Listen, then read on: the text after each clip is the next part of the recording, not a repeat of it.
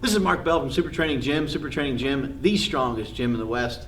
Today I'm going to be answering a couple of questions that came in. I'm also going to talk about a tweet that I posted up. This one is from Dave Flowers. Thank you so much, Dave. Thank you so much for all the people that comment. A lot of times you're going to see me doing this. You're going to see me talking about the things that people commented on. Dave says, we love you. I'm struggling with alcohol, but your team inspires me. This will be a slow progression for me. Thank you and Chris and ST Natty team. Love y'all. I just appreciate that. I mean, that's not an easy thing to share with people, that you're struggling, that you're having a hard time, but that's why we make these videos. That's what this is for. That's what this is all about. This is about you guys. I really do want to try to help and assist people. You know, I feel like I have some good life experiences and I want to try to share them with you guys, and if I can help you to avoid some of the pitfalls that have hit me, then that would be great. So thanks for writing in, and I'm glad that you're finding that me and my brother have helped you through some stuff. This is one of the tweets that I posted recently, and it just says, what's the one thing you're doing nearly every day to help you towards your goals? I think, you know, when it comes to goals, I think that maybe sometimes people aren't doing things to go towards the goals every day. If you're not doing things towards your goals every day, then you probably need to question why. Like, why aren't you doing things towards your goal? Maybe sometimes your goals aren't clear. Maybe you're just like, I just want to be better. I just want to have more money. But I think if you get more specific with your goals, then I think it's easier to see, because having a vision is really important. And not everybody can always see, you know, like I don't know if you guys have any friends that are like this, but I got a few friends that are in construction, and they're really like handy, right? And they'll say, hey, I could do this, that to the room, and I'm always like, I don't understand what you're talking about. You know, like I don't understand it. They're like, oh, this will be gray, and this will be this way, and this will be that way, and they have this great vision in their head. Like there's great visionary for, you know, what this room will look like after they do some construction on it, and I can never picture it. And so I think sometimes with your goals, I think it's important that you think about, you know, exactly what is the goal. So that way you can frame it and you can have a picture of it in the most detail that you can, because how difficult is it to hit a target that you don't know where it is, right? You need to know, like, what's my target? Where am I going? How long am I going to be doing this for? And when it comes to diet, when it comes to strength training, when it comes to entrepreneurship, or when it comes to your job, when it comes to any of these things, I think try to be as clear and distinct as you can be with what the goal is. And then also from there, you want to try to be reasonable with it as well. Is it time to hang out with your family? Right? These are things you need to ask yourself. Is it time to sit down with your kids and eat dinner? Like, what's the goal for? You know, like if your goal is to make more money, then a lot of times people will think, oh man, if I just had a ton of money, then I would just do whatever I want, whenever I want. Well, maybe that's true. And if that's true, then you should probably sit your ass down with your kids and eat dinner with them, right? Like that would make the most amount of sense, because the financial freedom is in the fact that you don't feel like you have to work those extra minutes, that extra time, so that you can't see your kids, or so that you can't see your family members. I remember growing up, I've had some aunts and uncles that I just never saw. It would be, you know, Thanksgiving, it'd be Christmas, it'd be these different things. Oh, they're at work. Oh, they're at work. Oh, they're at work. They're at work. They're at work. They're at work.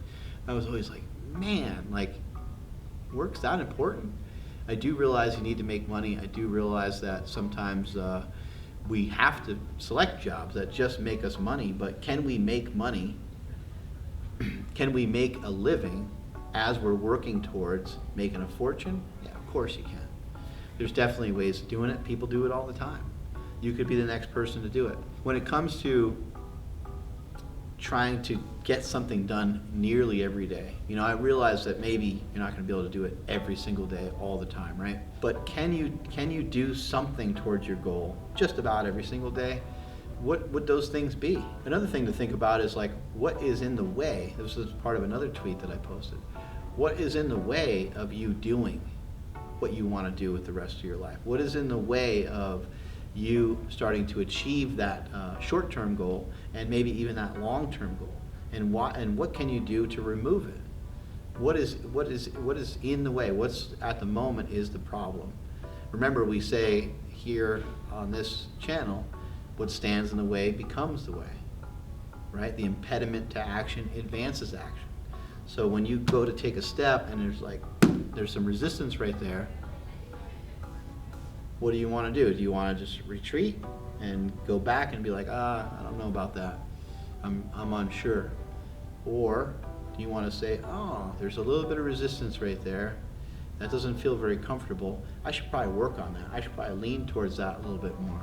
And once you lean towards it, what happens? You get spit forward a little bit, right? Because the impediment to action advances action. What is standing in your way currently?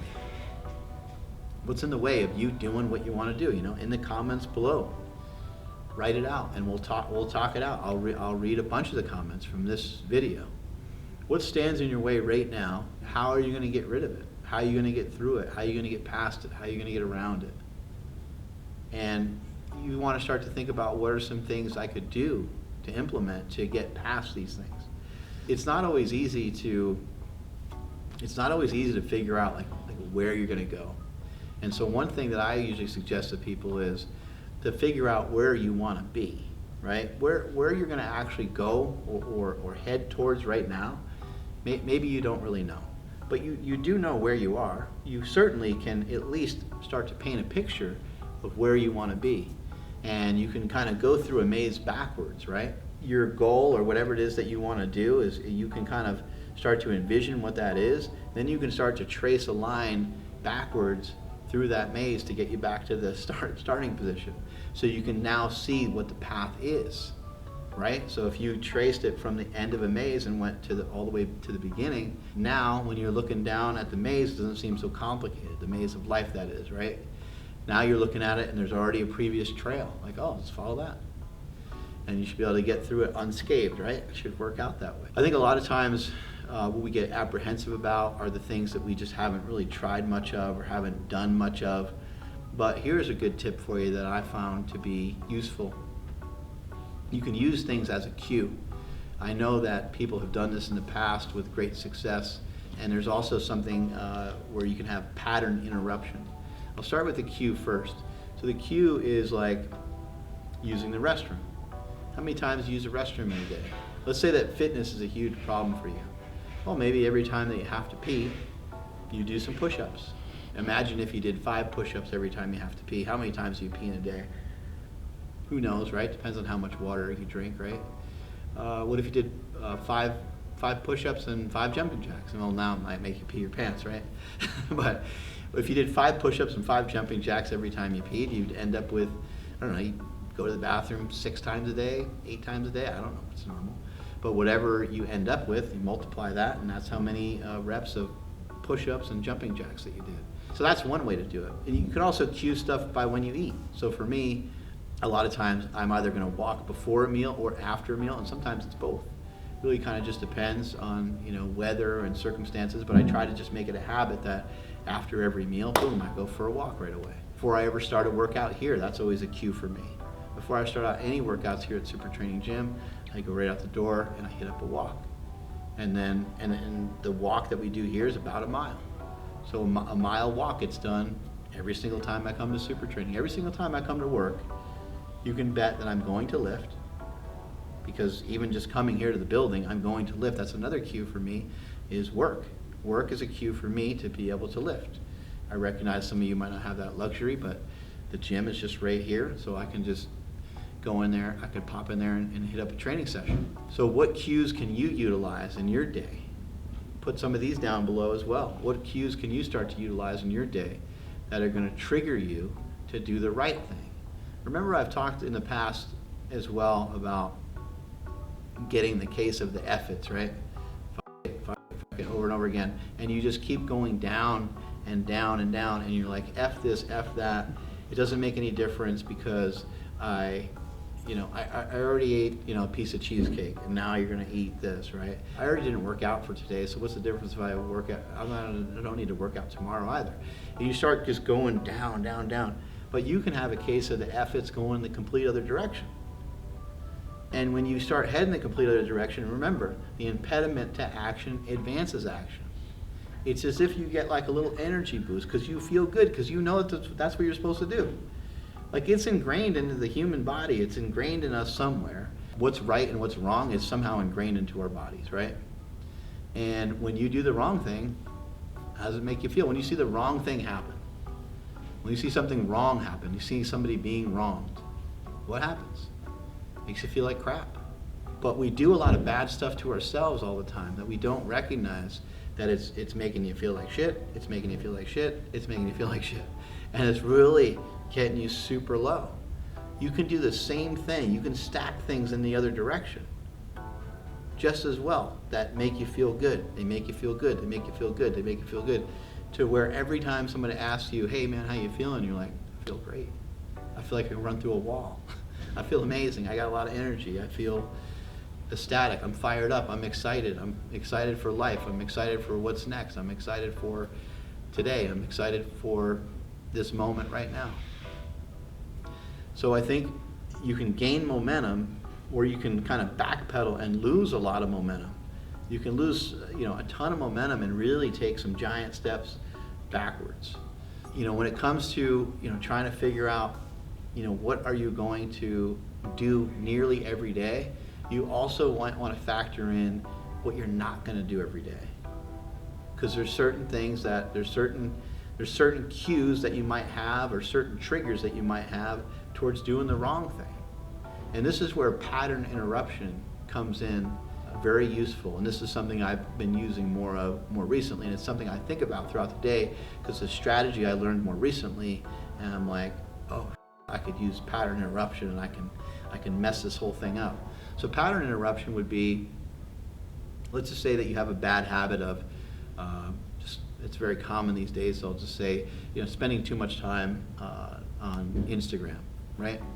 Or spending too much time on TikTok, or whatever it is. You're spending too much time on social media, or just on your phone in general. So now you can start to think, okay, I am a little bit, well, not even a little bit, I'm completely irrational with how many times I look at my phone a day, right? You keep flipping it over, keep flipping it over, keep flipping it over. What you could potentially do is, how about, I have my dog on here. I don't know if you can see my doggy on there. But you could put anything here, right? You kids can figure this out better than me. How about you write some words on there? And how about it says, don't use your phone too much. So that every time you see it, you see a message that says, don't use your phone too much. And that could be a cue for you to do something else. And that could be a pattern disruption. If every time you go to look at the phone, it says, don't use your phone too much, don't use your phone too much, don't use your phone too much. One point, your phone will be this way, like this, and you'll be about to turn it over, and you already know what it's going to say, and you're going to go whoosh, and slide it across the table.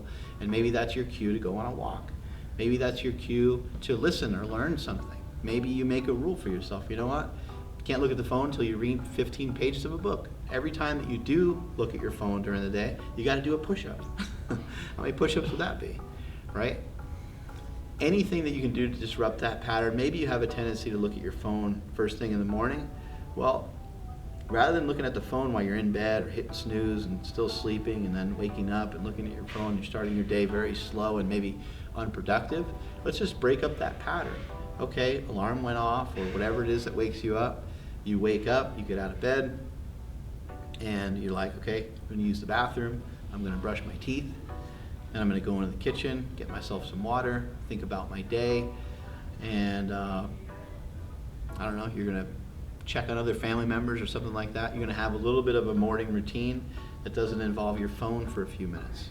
What about sitting down at a table with a cup of coffee and writing down some notes on what you want to accomplish for the day?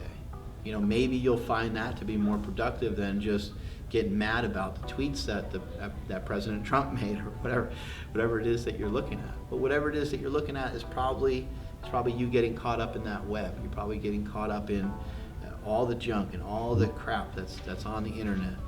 And you're getting stuck in there, and it's very, very hard to untangle yourself, and it's very hard to get out of it. Hopefully you found this video to be really helpful. Thank you guys so much for listening.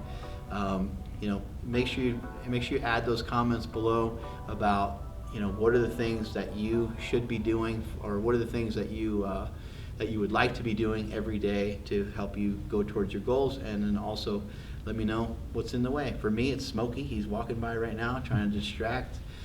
And strength is never weakness, weakness never strength. Catch you guys later.